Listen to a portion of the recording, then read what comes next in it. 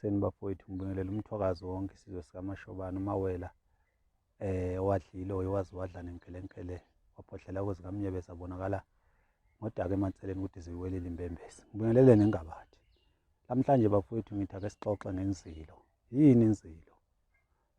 Kuyini ukuzila? Ukuzila isimo lapho umuntu mhlawumbe makuwukuthi kuvela into embi phakathi kwekhaya noma ukufa phakathi kwekhaya. Lapho umuntu esesimeni sokudabuka noma sokuhlonipha lo odlule emhlabeni.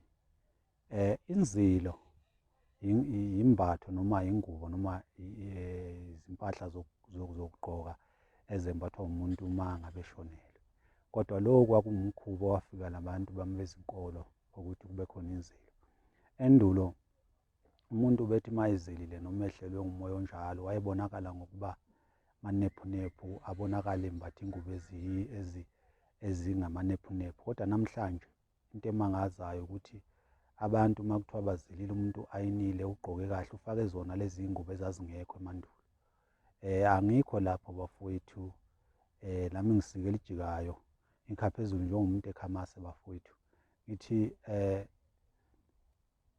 kubalulekile bafowethu ukuthi izinto zonke uma sizenza sizilandele ngoba emuva kulapho okhokho bethu abasungula zonke lezi zinto ngezindlela abazaziyo ukuthi kwakwenze njani. Umuntu kufanele abonakale ukuthi udabukile. Ngiyabonga bafowethu, soqhubeka ngosuku oluzayo. Cela nisubscribe le channel yethu Dlawu TV. Ngiyabonga.